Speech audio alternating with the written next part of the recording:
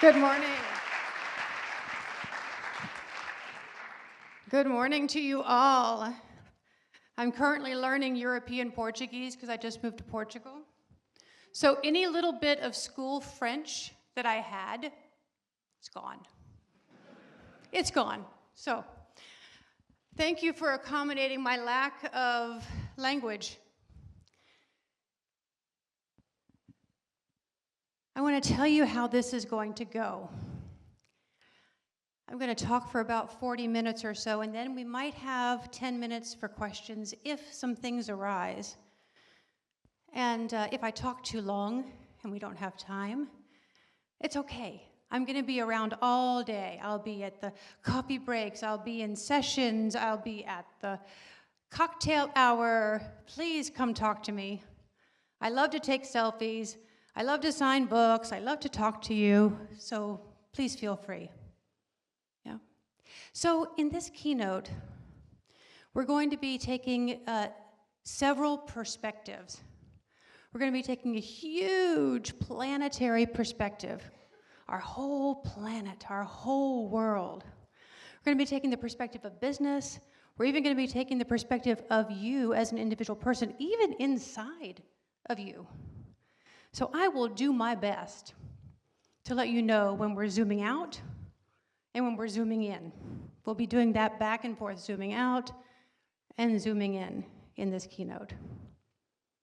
So I want to drop us into a large perspective to begin with, and that's the perspective of nature. And the idea that the nature of change itself has changed. And you might already know this. You might already know this in your mind and your body. So just think about it for yourself. In the last year, maybe on a scale of 1 to 10, how much change have you experienced personally? Is it un petit peu? Or la grande? Big change. How many have experienced big changes? And probably not just in one place, probably at work and at home and in your own sense of self, all at the same time. Yeah? It's because the nature of change itself has changed, and you're not crazy. It's totally reasonable to feel the nature of change changing. It's now perpetual, pervasive, and exponential, the three new aspects of change. It's going to happen all the time. It's going to be in multiple places of your work and life at once. And here's the most important part. The pace of change will never be slower than it is today. Now, if that idea doesn't scare the hell out of you, I don't know what planet you're living on, because it already feels incredibly out of control to me. So this idea of like our old strategies of keeping up, of going for a specific outcome and getting it, those strategies are unlikely to work. But here is the really good news. We agilists, we people who practice agile and the mindset of agility, we're made for this. And we might not be made for the next thing that's coming, but I think it's maybe our calling. And the next thing that's coming, or maybe I would say is already here, it's like a big ball of yarn. It's all tangled up. It's hard to pull apart. And it's what a lot of people refer to as the meta-crisis. So it's all of our crises, political, environmental, societal, psychological, all meshed up together. That's a big mess. It's incredibly complex. Simple solutions are not going to get us out of this mess. And it is said that we are in the age of acceleration. Have you heard this? We're in the age of acceleration. That everything for a long time just sort of bumped along, and then all of a sudden, shoo, everything went crazy exponential. So the pace of change we just talked about went exponential. AI and other exponential technologies? Also going exponential. That makes sense. What about climate catastrophes? Burnout and depression? Anything else? Do you feel this in yourself? So I'm hoping to bring you along with me on this idea that we agilists have something to give because we know how to do things, and maybe more importantly, we know how to be in the midst of difficulty and complexity and still make progress and still do good.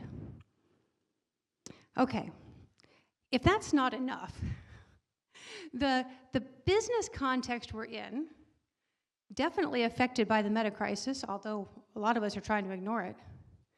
But the piece that is happening everywhere is this idea that we are moving from organizations, business, as machines, as predictable things we can put together and run forever the same way. Control, stability, the things we love. Isn't it nice? Oh gosh, just allow yourself to feel it for a moment. Isn't it nice when things run on time? Isn't it nice when there's nothing unexpected that happens? Isn't it wonderful when you know exactly what you're going to do and it's simple? So when you have those moments, hang on to them. Because what is happening in the external world is pushing us to understand that organizations are much more like rainforests, probably always have been. We just were able to ignore it for a long time. And so now with this dawning realization that organizations are more like ecosystems, like a rainforest, we start to understand that we can't control that. The idea of managing a rainforest or standardizing something in a rainforest, that's ridiculous. But look closely. Lots of things thrive in a rainforest. It's a little messy. Maybe it's a lot messy. Anyone ever been in a rainforest? I have. Everything in there wants to kill you. Everything has thorns and spikes, and it's super messy, but it is full of life, full of possibility. And so we agilists have the ability to use what we know to work with the rainforest, to participate with the change that's coming, to even find ways of being wise in the midst of so much change. I would say to you that we have a superpower. You want to know what it is? You do? Okay. I'm pretty excited about this one. I think it is the power to metabolize change for good.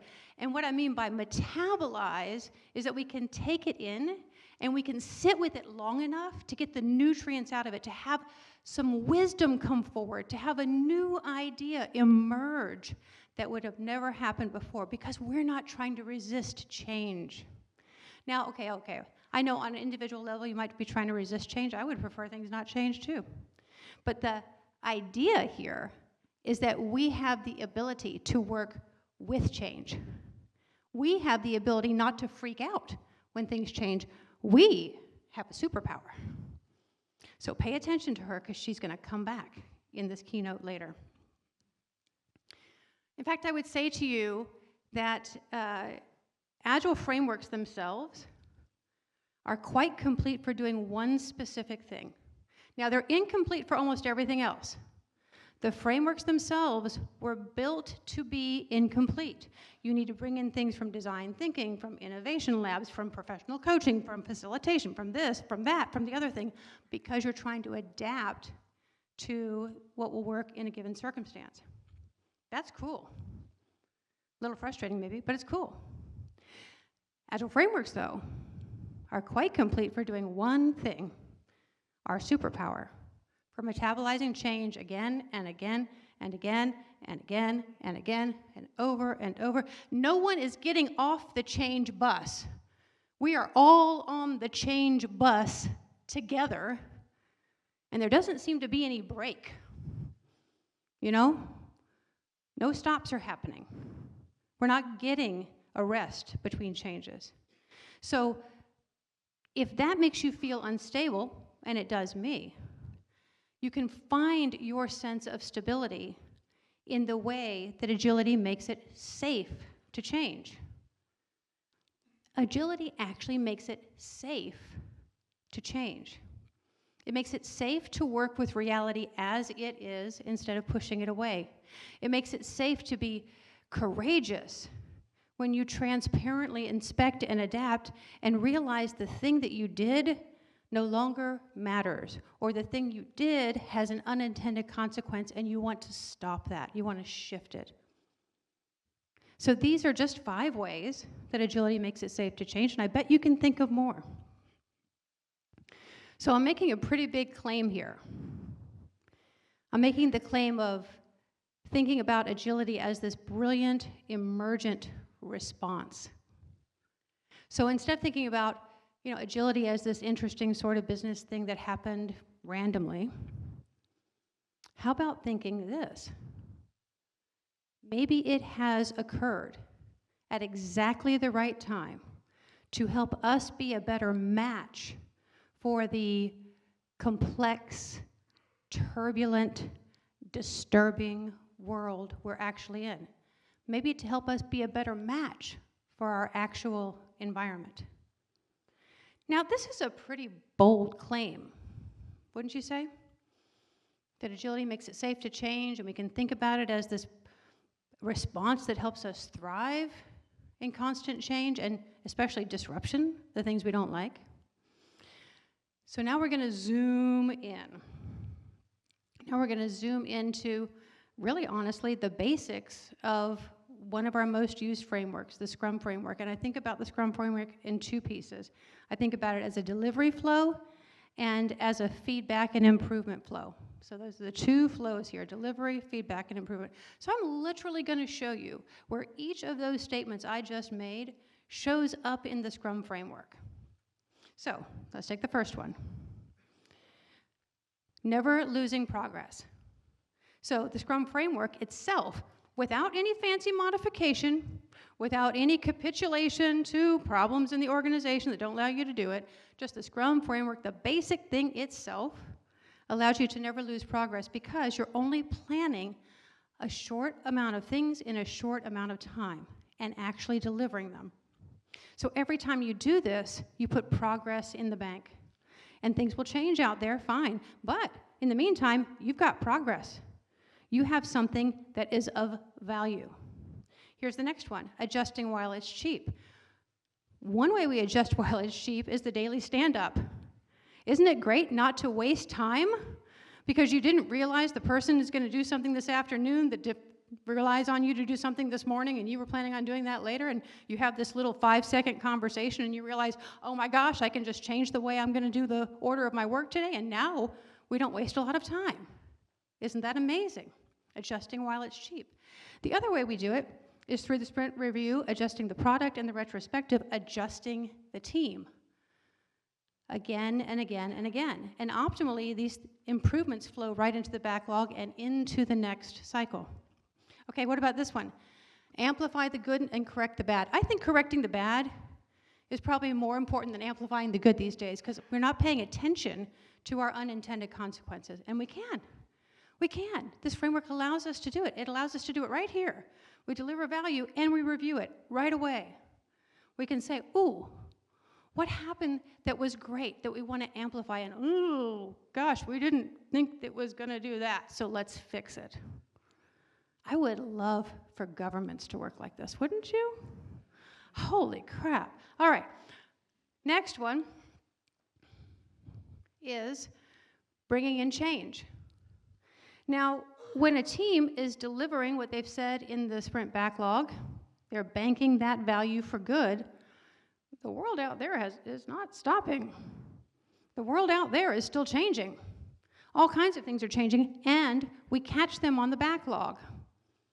We put them on the backlog If the thing that has changed is the most important thing to do, it can come right into the next sprint and boom, into the next cycle. You never have to wait longer than 4 weeks to bring in something more important.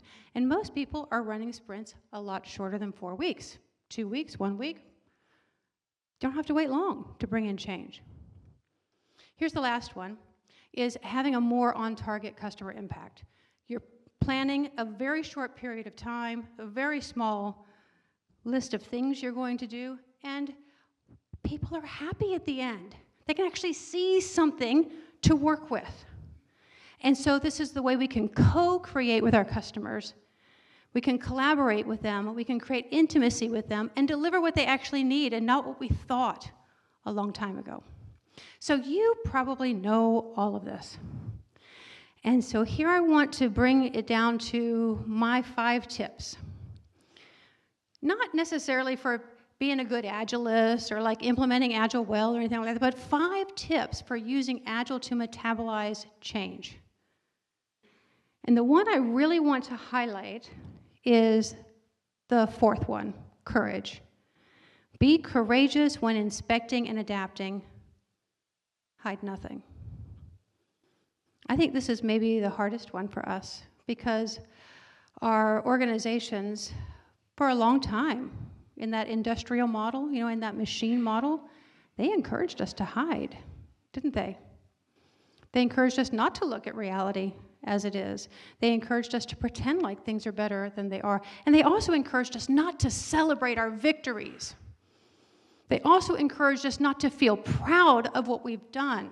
They also encouraged us to stay in a constant loop of spring, summer, spring, summer, spring, summer, not giving us any winter, and definitely no fall. So it's up to us to bring in our courage. So this theme of courage is going to come back. Okay. So you might be sitting there saying, okay, yeah, this is just like all the Agile basic stuff. I've heard this before. It doesn't really work this way at my organization. There are all of these things in the way. And I would say, yeah. I mean, we knew this. The creators of Scrum knew this. And what I would say, the simplest way I say this all the time, is that the only thing agility is guaranteed to deliver 100% of the time is impediments. It's actually its job.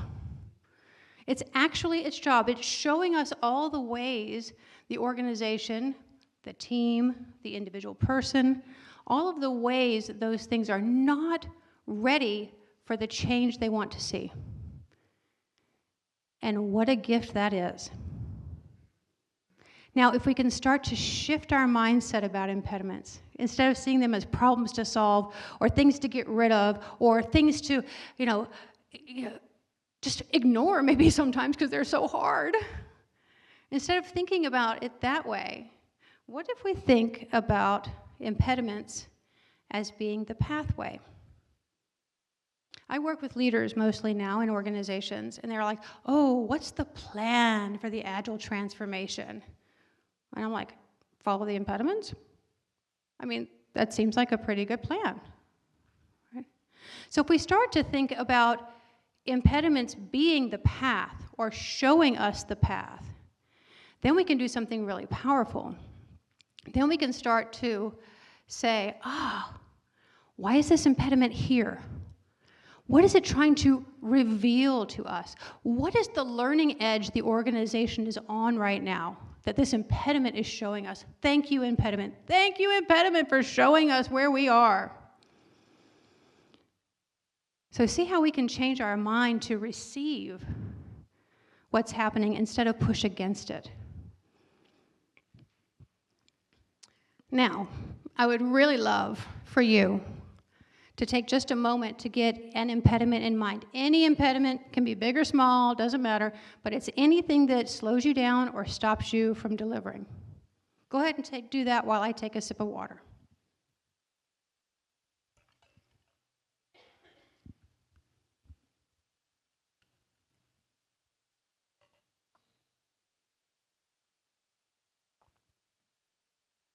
All right.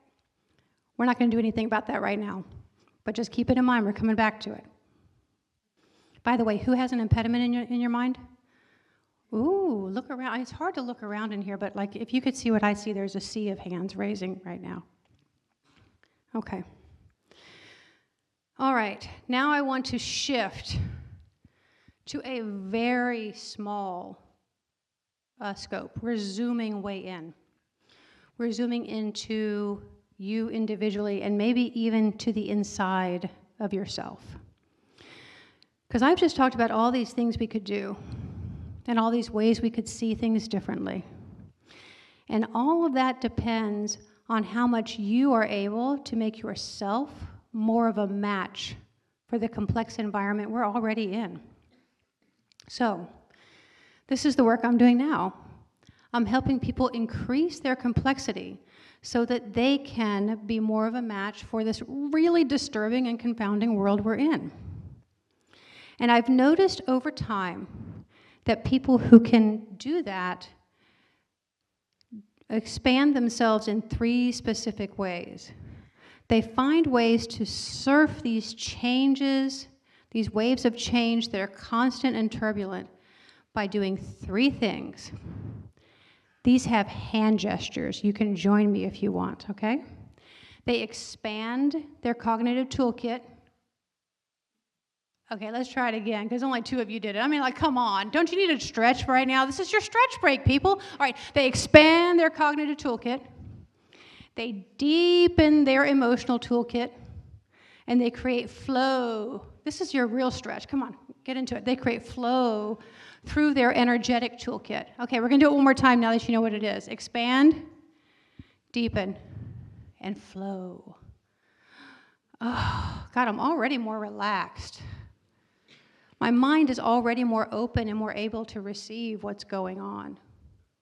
So let's talk about each one. Expand your cognitive toolkit. So I don't know if you've noticed this, but when we are working on business issues, or really any issue, even an issue in your life, your mind and other people's minds tend to run in the same tracks.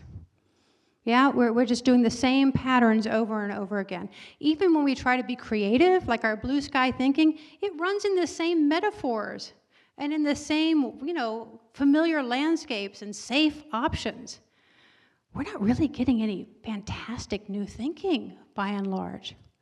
So the idea behind expanding your cognitive toolkit is to be able to take in more and more and more of the complexity around you without being overwhelmed, and to be able to see things completely differently. So the very first piece of advice I have for you on expanding your cognitive toolkit is, don't believe everything you think.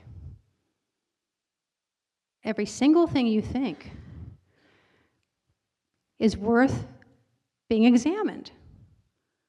How did you come to this conclusion? What lens did you look through? What models came to your mind? What other perspectives are you completely ignoring?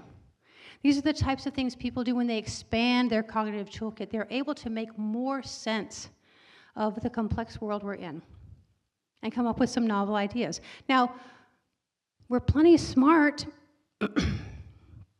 We really are. We're plenty smart. So what keeps us from doing this?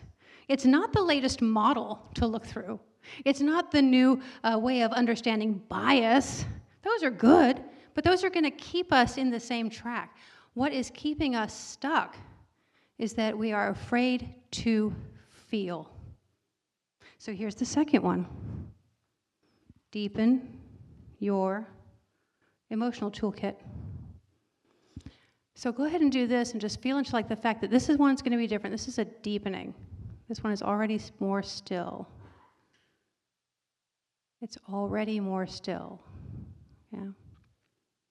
So what this is about is learning to train yourself to feel your emotions and to grab the piece of wisdom that they're trying to tell you. So most of us ignore our emotions, or we're completely overwhelmed by them, and we think that they are the thing. Emotions aren't the thing.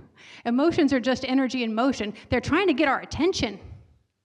So this is a huge toolkit, but one of the tools here is the ability to fully feel your emotion, not as a story in your head, but as a sensation in your body. So most people are afraid to do this because they feel like if I feel the sensation in my body, it'll never go away, I'll get stuck here. But research shows that if you allow yourself to feel the sensation of an emotion, it lasts 60 to 90 seconds. That's all, like a minute. Could you tolerate a minute? Most of you probably could. And then once the sensation has flown through and is separated now from the story you kept recycling in your mind, you can ask a really important question. What's the wisdom here? What's right about it? Now, that's information you would have never had any other way, and it is, I would say, a competitive advantage. So the third one is, anyone remember? Yeah, you remember, creating flow. So creating flow through your energetic toolkit. Now, this is one that is not as well known, even though you do it all the time. So let me tell you how skilled you are in this already. Most of you know when something is up. When you walk into a room and you're like, whew, it's heavy in here. Or you say, man, I don't know what's up with her. She's just off. Or, wow, they light up the room. Okay? This is you tapping into your energetic toolkit. You already know how to do it. Now, when you become conscious of what energy you are flowing through your body, it changes everything about how you interact. It changes everything about how other people receive you. It changes everything about how you think and what you say and what happens next. Something so simple has such a profound impact. We're just not used to using it. So again, this is a huge, deep toolkit, lots of things here. But the thing I would offer you as a simple tool is to consider your come from place. The energy you're coming from as you have an interaction with someone. Are you coming from an energy of like frustration or aggravation? Well, you know that that's going to create frustration or aggravation out there in the other person, right? Now, you might be frustrated and aggravated. Great. That's what you use the emotional toolkit for, to like process your own shit, get that done. And now you're ready to be clean and clear with someone else. Maybe you decide that the energy that would be resourceful to come from is something more like vitality. You know, maybe you need to revitalize your vision of what you want in your own mind so that you can express that to the other person. Coming from frustration, you'll never get there. Coming from vitality, or even vulnerability, or maybe direction or freedom, those things will help you have the impact you want. So, will you do it with me one more time, just to lock it in? Okay, here's what we do. To make our inner world ready for the outer complex world, we do three things. We expand, deepen, and flow. Thank you. Thank you for going along with me. We're not done yet. All right. I'm glad you like those ideas, though. I'm sorry if I gave you a bum steer by saying thank you. You thought I might have been done. No, we got a long way to go, folks. Okay, so the piece I want to give you is like making it real. Because it's fine for me to improve myself, but that external world is still out there, right? So what does it mean to really bring in this kind of transformational change that we taste is possible? When we use agility, even at half power, we taste it, we see it, we know it can happen. How many of you have seen it? You know it can happen, you want it. Yeah? Now, plenty of people have never seen it. So those of you who have, please don't be shy in explaining it and making it come to life for other people. So what would it take for us to do this? It would take for us to be clear about how we're changing. And I want to introduce to you a tool we use in systems coaching called Edge Theory of Change. It's a very, very simple thing. But I want to show you how you're already doing it, number one, how you can become more conscious of it, number two, and how you can use it as part of your superpower, number three. So, Edge theory of change, simple. We have the current way and we have the new possibility. And at the top is this edge. It is this place that feels a little bit scary. It's this place where I'm standing on the edge of something and I'm looking over and I'm like, I'm not sure if I want to go there. It looks good, but I am a little scared. That's just the discomfort of evolution. It doesn't last forever. And when we cross an edge, we make it easier for other people to do it. So let's just talk about some basic edges that you have already crossed in your life. One of them, many of you went from being a couple to being parents. Was there anything that was going to really prepare you for that? No, but you did it. There was something over there you wanted, and it was worth it for you to cross this edge and make this huge change. My husband made a huge change. He went from having horrible stage fright. He would have panic attacks on the stage in front of everyone, and now he plays in bars and restaurants like twice a week. Here's one that we all experienced a few years ago. We enjoyed unrestricted mobility, and we do now again, but then there was lockdown. So sometimes a change edge is something we get kicked over. We didn't want that one. Actually, a lot of these changes we don't want, but they come. And if we can get clear about what they are, we can envision why we want the change, we can talk about it with other people, we can bring them along, we can partner with change. All right, so let's talk about agility. Oh, here she is, our superpower. So let's talk about agility for a second, because agility, by its nature, puts people at change edges. So here are a couple common ones. People go from being told what to do to volunteering to do things. Ooh, that's a big change for a lot of people. What about this one? Deciding for the team to letting the team decide. How many of you managers are working with this one? This is a hard one. Okay, what about avoiding failure at all costs?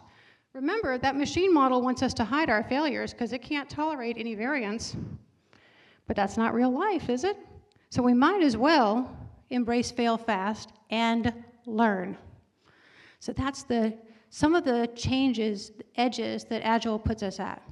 Now, as agility has been used in greater and greater scopes in organizations, I have noticed that many organizations are at some pretty common change edges, sort of across industries, across sizes of organizations, and across geographies. So here are some common ones that I've noticed. Okay, you know this. The inflexible plans that want to lock everything down, resist change. 2, flexible plans that welcome change, and they can do it because agility makes it safe to change because we deliver regularly. If we don't deliver regularly, it's not safe to change. But it is if we just use what we know how to do. Here's this one. Boy, I tell you, marketing used to really like to specify the product and then wait for it to be delivered. Oh my God, they loved that world, didn't they? And some of you might still be in that world where marketing is like, I gave you the spec, and why didn't you? Or product development says, we figured it all out. You got the UX design, just go do. Well, now we can guide the product and get incremental delivery all the time. We can actually co-create the product in a way that we deliver what matters. How about this one? Probably a lot of you are still working in this one. Annual funding wants to be really specific about everything, and everything is disconnected. Well, the most successful organizations understand their delivery capacity as an organization, and they use the same thing you use at the team level with agility at the organizational level. They bring in the highest business value change, do that, then bring in the next highest business value item, do that one, because they understand their capacity. I'm not saying that's easy, but boy, is it worth it. Okay, so when the organization is going through these changes, and agility also puts people at change edges, it puts you at change edges. And here are a couple common ones. Alleviating discomfort as fast as possible. 2, experiencing discomfort as a positive sign. How many of you go, yay, discomfort? I'm so excited you're here. I love the feeling of the rock in the pit of my stomach. Like, none of us love that. But if we can cross this change edge and instead of being run by the rock in our stomach, be curious about it, transmute that energy of emotion and find out the wisdom underneath it, wow, that's powerful. So here's another one. Waiting for change to happen from above to leading from where you sit. A lot of organizations I'm working with now, most of them that come to me now have been on a self-organization journey for a long time. I tend not to work with the larger organizations, but let me tell you that even ones that started with the idea of self-organization still have a hard time helping people be change agents from where they sit in the organization. Our habits of waiting for someone else to decide run deep. But it is possible. And when everyone acts from their place, wow, so much creativity gets unleashed. So many things get done faster and with a hell of a lot less stress. Here's the final one I'll offer you, doing what you're told, to being brave enough to say what you need to say. Because when you say what you need to say, you increase the collective intelligence of the other people around you, and now we're figuring it out together. So this is our superpower. This is what we know how to do. And we might think that everyone else already knows this too, but that turns out not to be true. What we need to do to help other people cross these change edges and to help ourselves with impediments is to have the conversations we're not having. So, remember that impediment you had a little while ago? I asked you to think of an impediment. So put that back in your mind. I'm going to lead you through a little thought experiment here. So for that impediment, what is the conversation you need to have? Who do you need to have it with? And I'll offer you my first step in having a courageous conversation. And you might be surprised to know the first step is not to go have the conversation. The first step is to do inner work. Inner work to align yourself. And these are the 3 questions I ask myself to get aligned. And sometimes I have to ask these questions multiple times. What is my intention? And I come up with an answer and I'm like, okay, what is the deeper intention? Oh, that's not really it either. Okay, what's the real intention? Like, what am I really trying to achieve here? And being so clear on what you envision as the positive change. If you can't envision it when you go talk to that other person, you can't help them envision it. So you've got to get this aligned in yourself first. And then also being super clear. What do you need to say?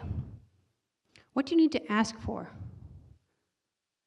So I offer you this as a first step of a guide for these courageous conversations. Now, sometimes those courageous conversations happen inside of you.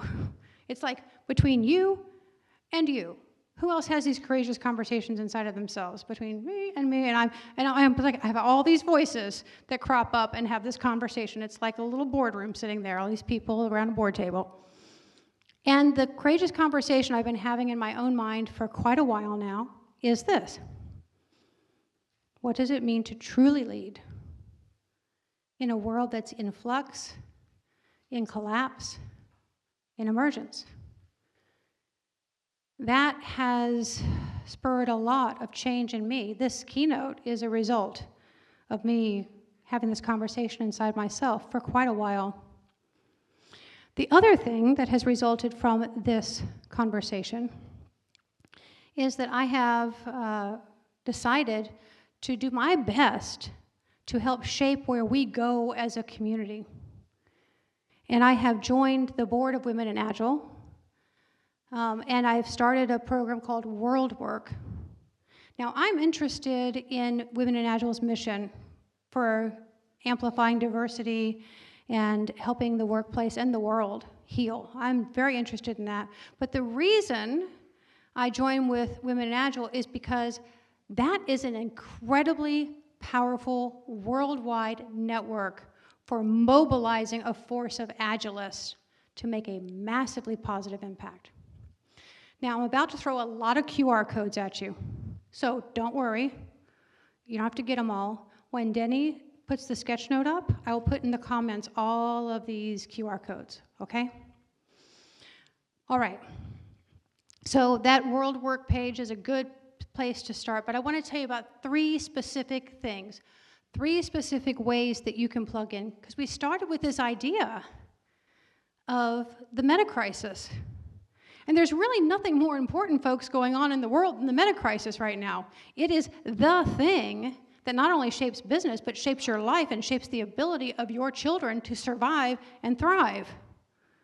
You know, I used to think about my grandchildren or my great-grandchildren, but the pace of climate disaster going exponential has moved that timeline up a lot. We're already feeling the effects of our huge planetary challenges. And as more of us feel it more acutely, we might be called to act more often together. So here are 3 ways to plug in. The first is the week. The week is being hosted by people who come through Women in Agile. Now, Women in Agile, women, people who identify as women, allies, and everyone. Everyone is invited to this party. Just because we're using the Women in Agile platform does not mean it's just for those first 3 categories. So, check it out. Sign up for the week. It will help you face our interrelated planetary crises, and it will help you come out the other side with unleashed energy and clarity for yourself. Now, you might not know it, but the week was created by a hometown boy, Frederick Laloux, who says he's from here. Is he? That's what he says. Okay. I think that's pretty cool. As I was driving in here yesterday, I was like, oh, man, this is his hometown. Isn't that cool? Home boy does good. Yeah. Okay. The second thing are sustainability incubator programs. It's basically design thinking to rapidly increase the impact of a community project, like a local project. So what it needs are people like you who know Agile. It needs the Agile and design thinking mindset, which they've already created into a flow that they use with community organizers who come and say, here's our project, here's what we want to make progress on. This is a way in a very short period of time to make a positive impact for a cause you care about. So right now, this program is soliciting volunteers, Agilists like you, people who have causes, who want to be a passion project leader, and you can also book a discovery call just to say, what the heck is this about, and maybe figure out how you can, what you're doing can join with this. Okay, here is the third one. It's a magazine. Did you all know we have a magazine called We Hope? It is so cool. The original editor-in-chief of it is a woman named Joanne Stone. And there are now 3 editions of this magazine. And these are just some of the faces of people who've contributed their stories of how they're using Agile to address planetary challenges, how they're using Agile to help untangle the meta-crisis. Isn't that cool? So if you want inspiration, just click on that QR code and start reading the magazine. By the way, the magazine is also really beautiful. Really beautiful. And if you have a story of what you're doing, Joanne wants to hear about it. She is getting ready to do the 4th edition, I think, of this magazine, and she is soliciting more stories. So let's keep telling our stories, because it's how we reinforce the fact that we could be a massively positive impact as a community, as a local community, and as a worldwide community. So let's come back to our shared context, which is the one planet we're all living on, our home. So to land this keynote, let's take a little tour through the last 40 minutes. We started with the nature of change changing, going exponential in particular. We started with facing the meta-crisis and the reality we're in. We talked about your superpower as an agilist to metabolize change for good, and how even the basic framework is right there for you to use to do it. We talked about what it would take to increase your inner complexity to be a match for the outer complexity, to surf those waves of turbulent change. We then went to change edges and how we can cross them and how we can have courageous conversations that would make a huge difference. And then ending with my world work. My world work to come talk to people like you, my world work to try to raise as much awareness and action as possible at the intersection of agility and our planetary crises. So, I want to leave you with a few questions, because that's what coaches do.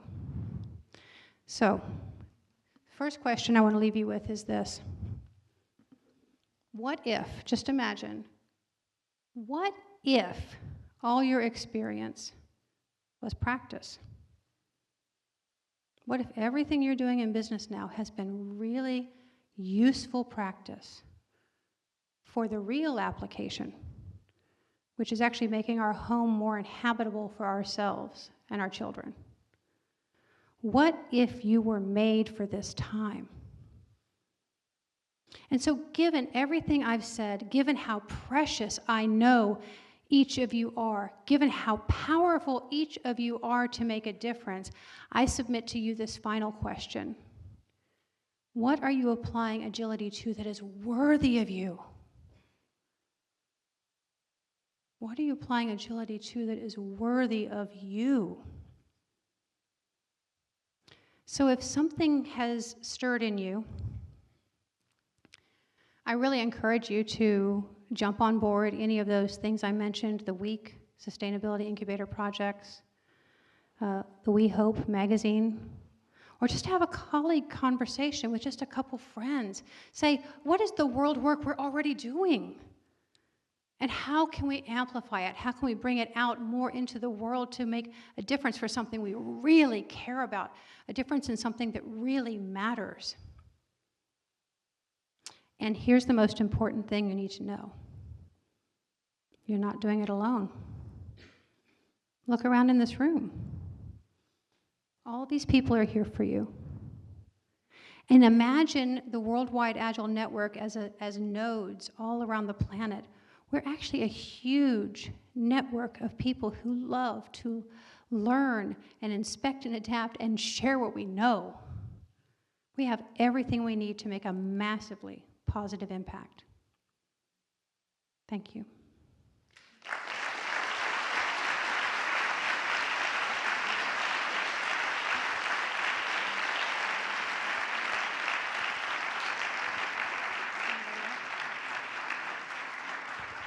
Yeah. So, I hear only one question can be asked. Wow. So is there someone who really wants to ask a question? Let's do it, and then we'll go off to the break together. And remember, I'm here all day. Please find me, please talk with me all day long. I'm here for you. I don't speak French, so I won't be in your French sessions, but I'll be in the hallway. I'll be there waiting for you. Is there something that wants to be said now? I'm happy to receive it. I like the thank you. Thank you. I appreciate that. Okay. Allez, go to break. Thank you.